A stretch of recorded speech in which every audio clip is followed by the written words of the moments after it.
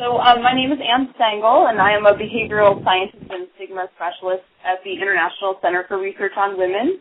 So what I wanted to do today is to just give you really kind of an overview, sort of a Stigma 101 course, to give you a sense of, what stigma is, why this is such a key barrier, and how we can reduce it, and to sort of end with some questions for you all. And I'm hoping can start a discussion. So let me start in with some definitions and I thought it would be helpful to also review some of the key conceptualizations of stigma. So sociologist Irving Goffman, he was one of the first people to characterize stigma and discrimination through his research back in the 1960s. So this is a really good starting point for any discussion of stigma. So according to Goffman, stigma is an attribute that is deeply discrediting and that reduces the bearer from a whole and usual person to a tainted or discounted one, and the end result of the stigma qualification from full social acceptance. What I find also useful from Goffman's work is his description of how stigma is enforced by normal members of society, which really highlights its inhumanity. He writes, by definition, of course, we believe the person with a stigma is not quite human. On this assumption, we exercise varieties of discrimination through which we effectively, if often unthinkingly, reduce his life chances. So building on Goffman's work, two sociologists, or social psychologists, Bruce Link and Joe Phelan, conceptualized stigma as a harmful phenomenon experienced by vulnerable groups. Link and Phelan viewed stigma as a four-step process enabled by the underlying social, political, and economic powers that allow stigma to operate. The process begins when a difference is labeled and distinguished. Those who carry the difference are then linked to negative stereotypes, which enables society to separate us from them. And lastly, a loss of status occurs for those who carry the trait, which is usually accomplished through discrimination perpetuated by normal. And for stigma, it's important to note that for stigma to be present, four elements must be present. However, the elements can vary by degree. Seeking to more clearly articulate the stigmatization process in the context of the HIV epidemic, Parker and Aggleton expanded on the broader societal and structural context that was initially mentioned by Link and Phelan. Rather than seeing stigma as a thing which individuals impose on others in a social context, their framework really emphasizes the role of the broader social, cultural, political, and economic forces that structure and sanction the use of stigmatization, and discrimination as a form of social control. They describe the social process of stigmatization as one that turns difference into iniquity and enables the devaluation of certain groups to create superiority in others. The end result of this process being the exclusion of individuals or groups. By providing a more nuanced view of the structure in which stigma operates, Parker and Aggleton really sought to influence more appropriate research around and interventions for reducing stigma. Discrimination is often thought of as the end result of the stigmatization process. UNAIDS has defined discrimination as the unfair and unjust treatment of an individual based on the real or perceived status or attributes, so whether or not someone has HIV in this case, or belonging or being perceived to belong to a particular group, such as sex workers, IDU. Discrimination is often seen as the end result of stigma. However, Harriet Deakin argued that it's not the only consequence of stigma, and she found it really useful to separate stigma from discrimination so that we can think more clearly about other negative consequences of stigma, which she terms stigma disadvantage. So, for example, in addition to discrimination, stigma often leads to other negative consequences such as unjustified beliefs in immunity against disease by those who are in the, quote, in-group, and internalized stigma in stigmatized people, which is linked with lowered self-esteem, depression, and changes in behavior. Research on stigma and medical conditions suggests that disease stigma is greatest when the disease is not well understood, is perceived as contagious and of threat, is associated with perceived deviant behavior, is viewed as the responsibility of the individual, when the condition is severe, degenerative, or disfiguring, or when it leads to an undesirable and unaesthetic death. So as you can imagine, this is sort of the perfect recipe for, HIV really provides the perfect sort of disease where stigma is going to be quite strong because it really meets all of these criteria. So just to briefly review some terminology of stigma, enacted stigma refers to the end results of stigma, such as discrimination or other negative consequences. So this is really when the negative attitudes are turned into action. Felt or perceived stigma refers to perceptions about experiencing stigma. So for example, a person may fear to test for HIV because of their perceptions of how they will be treated if their status becomes known. Likewise, people living with HIV may not disclose because of the same fears and perceptions. Internalized or self-stigma is experienced by people living with a stigmatized condition. It occurs when the stigmatized individual comes to accept her discredited status, ultimately conceding that the stigma is warranted. So this is really one of the most kind of insidious aspects of stigma because it leads the discredited person or individual to enforce her own stigma through various forms of stigma management, such as self-discrimination, withdrawal from social situations, and concealment. Secondary stigma refers to the stigmatization of people associated with a person with a stigmatized condition. So this could be experienced by caregivers of people living with HIV, children of HIV-positive parents, healthcare workers who are providing care to people living with HIV. And lastly, layered or intersecting stigma refers to the multiple stigmas that individuals and groups often face. So, for example, someone might experience stigma for being poor, for being a woman, and for having HIV. And the intersection of these multiple stigmas becomes important to understand when we're developing interventions to reduce stigma and discrimination. And I think it will be important for us to think about as the research consortium in terms of how we address stigma sort of from multiple fronts. So now to the question of why should we be concerned about HIV discrimination and seeking to intervene to reduce it. So HIV stigma is really fueling the spread of the HIV epidemic.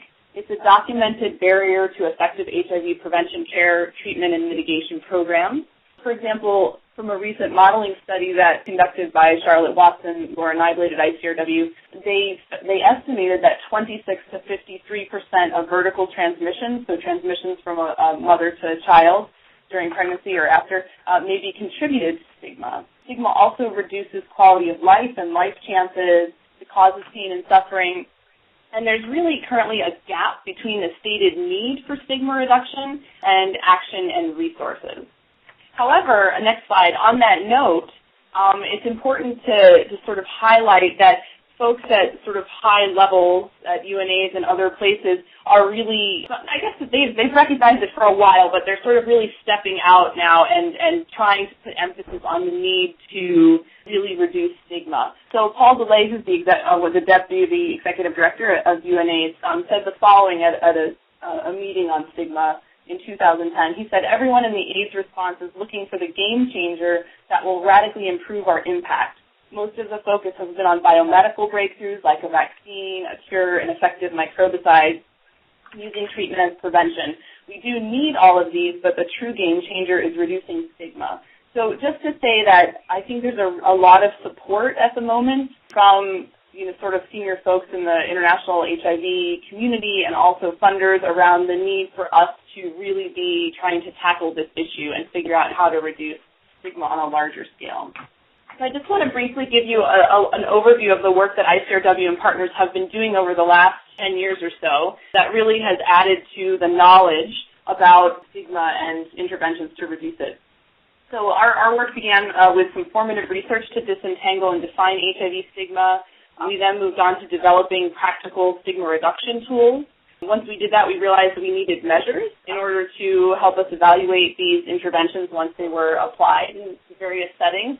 So we did some collaborative work to develop measures and evaluation tools, which is actually still ongoing, and I'm happy to talk about that in a different presentation because that's sort of a whole presentation in itself. We then moved on to actually implementing and evaluating some stigma reduction interventions in both the healthcare and community settings. And following that, we started to do some advocacy about the need to scale up stigma reduction efforts through preparing some guidance documents, one of which for DFID and one for UNAIDS.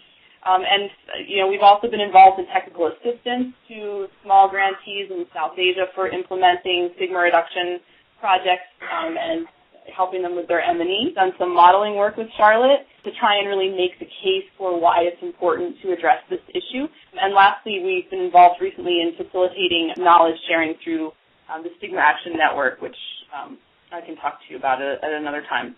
So what have we learned? And just to say that we have limited time, so I'm not going to present you with data from various studies, but I'm just going to present you with sort of a summary of what we've learned from all of this work and from the work of others over the last decade. So firstly, HIV stigma and discrimination are very prevalent, and they experienced in the home, in the community, in the healthcare setting, internally among people who are living with HIV or a member of these other populations, key populations. And it really is institutionalized in a way. Stigma is differentially experienced by women and men and key populations, as I was mentioning, that intersecting stigma. And it's a documented barrier to prevention, care, and treatment. Importantly, one of the things we learned is that stigma is really common at its core while being contextually specific. So what I mean by this is that the causes, forms, and consequences of stigma are pretty much the same no matter what country, what context you're in. However, there are some small nuances that it's important for you to understand when developing intervention. So, for example, a lot of people are stigmatized folks because they're afraid of getting HIV through casual contact with people. So that's a kind of a core cause. However, if you're in Tanzania, you might be afraid of being exposed to HIV if you're in a minibus accident, where if you're in Vietnam, you might have that same fear in the context of getting a manicure at a local manicure shop. So there are certainly nuances that are contextually specific, but on the whole, it's pretty common across contexts. And this is really important because there's been a lot of sort of resistance over the last decade or so saying, oh, stigma's so complex, there's no way we can deal with this, how are we going to apply similar models in different cases? And our research has really found that it actually is quite feasible to do so because of these commonalities. The other thing we've learned is that there's really a need for action. Most implementing partners, folks, just are really know that we need to address this, but they kind of have their hands tied because they're not quite sure how to respond programmatically. So, for example, where do we start with interventions? And there was definitely a lack of programmatic tools, which we've tried to help address. I just want to quickly go through these. These are some of the forms that stigma takes. So it can range from, physical and social isolation and verbal abuse to violence and loss of reputation. Some of the consequences of stigma, people who hold stigmatizing attitudes are much less likely to test and disclose their status. It really is a barrier to prevention, recognizing risks, accessing care and support, and in the healthcare setting as well in terms of accessing treatment and delivery and quality of care. So perhaps one of the most important things that we learned from our work is that there are really three what we call immediately actionable causes or drivers of stigma. We use the term immediately actionable because these are causes that can be directly addressed through programming and shifted successfully through programming. So we feel that there are things that you can immediately change, whereas some of the underlying structures take a bit longer to address.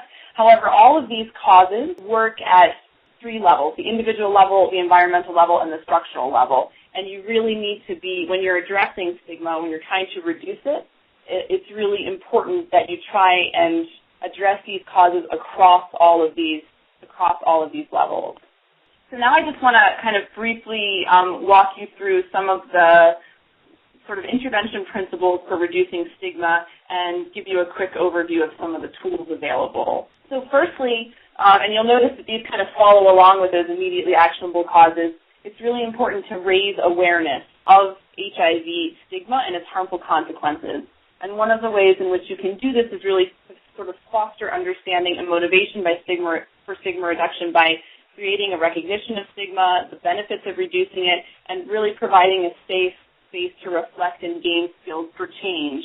One of the things that we found is that you really need to using participatory methods is very helpful, no matter who you're dealing with, whether it's government ministers or, people living with HIV or police. These participatory methods really are helpful, and it also allows for this kind of safe space, which is really important when you're trying to sort of shift these underlying values and beliefs. The next thing that's really important to address in interventions is the HIV transmission fears and misconceptions. So, for example, people need to understand how it is and isn't transmitted. It's good to provide in-depth information in an interactive manner and to really listen, learn, and respond to specific fears. And this is getting at what I had mentioned about the nuances and what people fear in different contexts. Another kind of key intervention principle is that you have to address, discuss, and challenge the taboo. So by providing these sort of safe spaces to discuss and reflect, you can really get at the values and beliefs that people hold that are really underlying stigma and discrimination. So where do these values come from, and what can really be done about it? How can those be changed and shifted? And it's also important to talk about taboo issues around gender, inequity, sexuality, violence, and drug use. So just briefly, I had mentioned that ICRW and partners had been involved in creating some tools to reduce stigma. So one of the main tools was this toolkit called Understanding and Challenging HIV Stigma, and it's now in its second version. It's kind of a living document. It's been adopted in numerous countries and contexts. It's also been adopted or sort of modified for specific use in healthcare settings. We just came out with 2 new toolkits for addressing stigma towards sex workers, addressing stigma towards injection drug users. And these tools are available in multiple languages. And they sort of provide a bunch of participatory tools that can be used with a variety of audiences. So these are all publicly available tools and have been used all over the globe. And in some cases, we don't have great, I should say, evaluation of the tools, but we have tested them and used them in Vietnam in our work there in hospitals and communities, and found that using these exercises has actually led to reductions in stigma. So we think they work pretty well and are certainly a good resource for all the consortium partners. So one thing that's also another sort of key guiding principle is that it's really important to have a central role for people living with HIV in any stigma reduction activities, either as trainers or participants.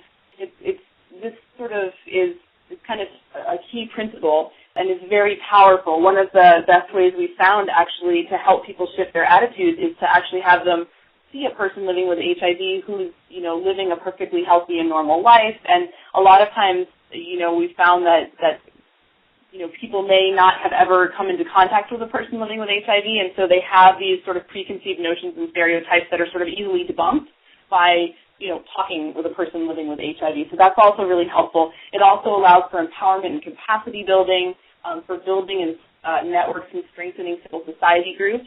It's very helpful in terms of helping people living with HIV address and overcome internalized stigma, skills building, and such.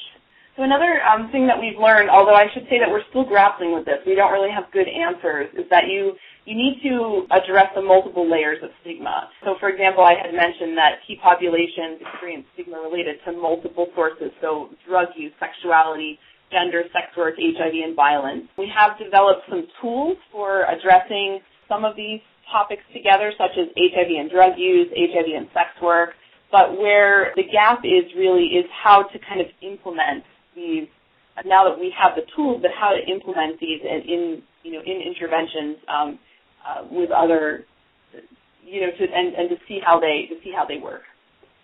So what's next? In our minds, there are 2 key unanswered questions that we should be thinking about and trying to address, and hopefully we'll have the opportunity to do that through the RPC.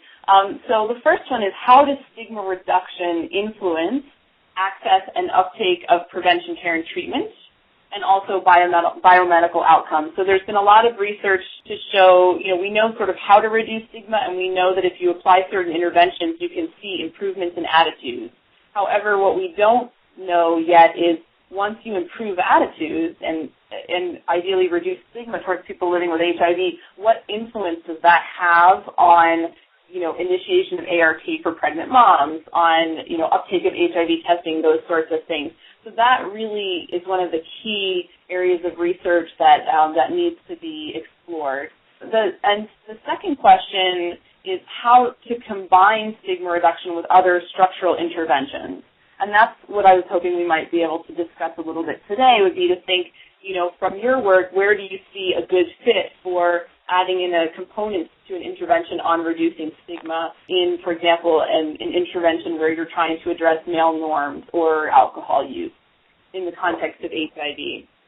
So I think I will end there, and I hope this was really kind of a broad brushstrokes, and I'm happy to provide more in-depth information on the measurement or on any aspects that you're interested to learn more about. And please feel free to ask me any questions that you have. Thank you.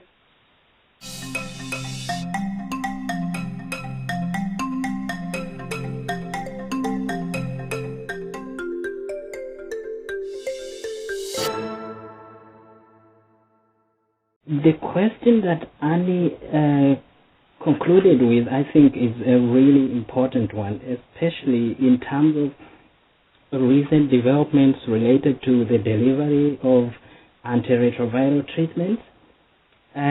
We know that there have been lots of speculations that antiretroviral treatment actually does impact on the levels of stigma, and that should ideally help a lot of people to access it. However, we need also to be aware of specific ways in which the delivery of antiretroviral treatment can actually compound stigmatization. For example, there has been realization that programs that are designed to deliver antiretroviral treatment in very specific ways through, for instance, antenatal care or even through specific places have resulted into what we could term as spatial stigma, if that makes sense. And in the same way, I think we need to try and see how does antiretroviral treatment, for example, make some people become vulnerable to being blamed for HIV, that sort of thing. A question that I had for Ben is, you talked about men being emotionally isolated and having actually even limited communication with fellow men. I was wondering how that happens, because I would imagine that because these men interacted quite often at their working environments with fellow men, it is likely that they actually sought emotional support from the colleagues and talking about their problems and challenges. Of course, I'm aware that there can be a certain level of stigma even when you speak to fellow men, but then it's very likely that men, prefer to talk to fellow men about their problems. Thank you. Anne, do you want to respond to the treatment observation, and then Ben? Yeah, sure. Thanks, Gabrielle. That's an excellent point. There's a lot of, as ART has expanded, our access to ART has expanded, there was a lot of sort of hope and also assumption that it would really that was all we needed to do to reduce stigma was provide treatment. From my own experience, prior to coming to ICRW, I worked for the CDC office in Uganda, and I did a study around this issue in Tororo. And what I found there was that in that case, ART availability, and in that case it was a home-based model, it did help to mitigate stigma to some extent because it allowed for space for conversation. So, for example, people in the community would see their neighbor becoming healthier and wonder, well, what's going on? And, while at first there might have been sort of an uptick in stigma, eventually they realized, this is a really good thing, and, now people living with HIV can live, healthy and happy lives, and they can be productive again. So this is in my sort of own hypothesis that in settings where stigma is fairly low, and in Uganda it's one of the places where I would say that stigma, they've done a lot to address stigma, and it's probably lower than in other contexts. When ART comes in, it can have that mitigating effect. However, in settings where stigma is extremely high, that ART expansion can actually further stigmatize people. So, for example, you have women in Swaziland who are, only like 40 or 50% of women who are HIV positive who are pregnant are initiating ART, lifelong ART. And there's a lot of suspicion that stigma has something to do with that, because you're basically, agreeing to take a medicine for your life that people are going to see you taking, and a lot of folks haven't disclosed. So I think that this issue of looking at how ART access and expansion influences stigma is a really critical one, and my guess is that it's going to differ depending on whether you have high or low levels of stigma. And Ben, did you want to comment? Sure, yeah. It's a really, really good point, Godfrey. And so men, I suppose the thing to say is that there are obviously some men who do manage to have good relationships really with other men. I guess it's really just teasing out some of the complexities of different relationships. And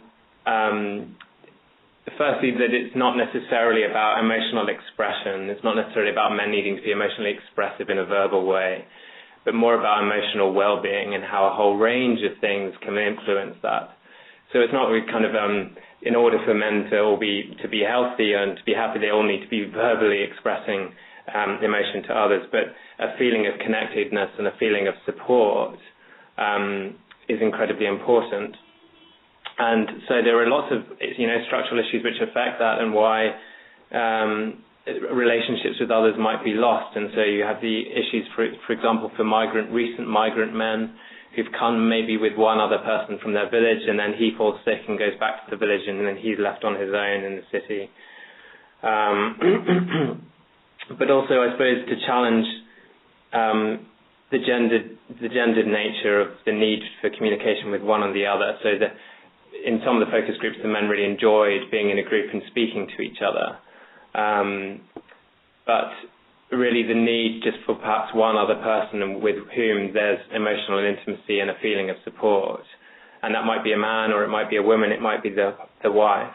But really that it's problematic when none of those are avenues, that the marriage is not at all emotionally supportive and not with other men.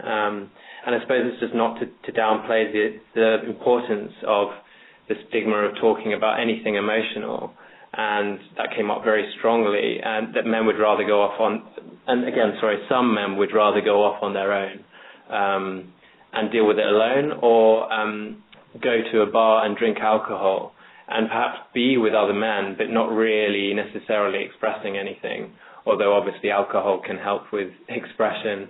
But really that was the being alone and the use of alcohol was much more common than men going off and speaking and forming close friendships with other men.